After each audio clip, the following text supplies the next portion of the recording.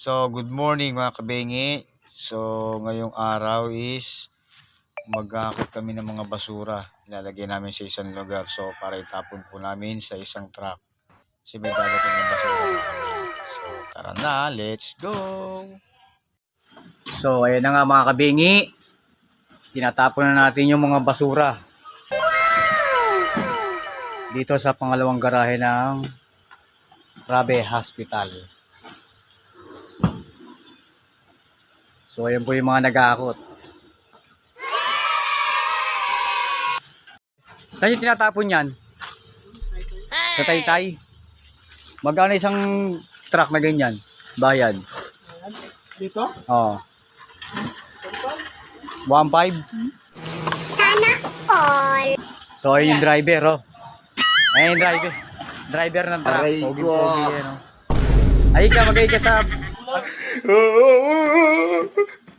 Mga kabengi, ito po si yung driver ng truck.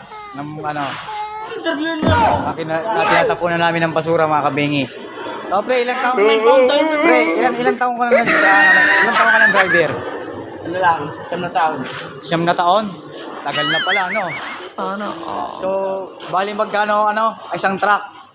Depende sa presyo. Para pag may nagpatapon sa'yo ng mga ganyan, basura. Wala, mga 1.5 ganun. 1.5, ganyan, yan. May kita ko kaya kukontakin ka. Diyan lang sa Napindan. Napindan. Agig. Napindan Tagig. So, taga Napindan Tagig po siya, mga kabengi. So, sa magpapatapon sa inyo ng mga basura, so, meron po silang truck van. Ayan, oh.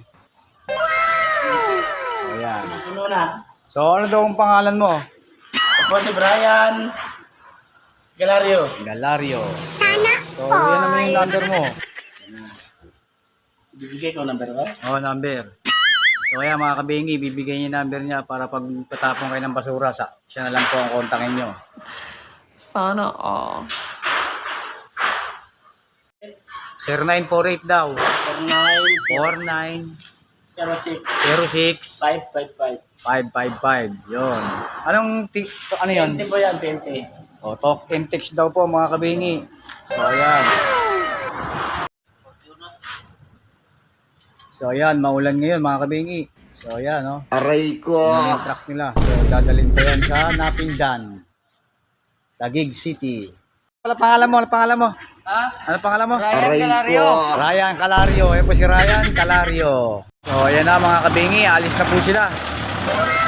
Okay. Babiyahin na po sila ng Napindan.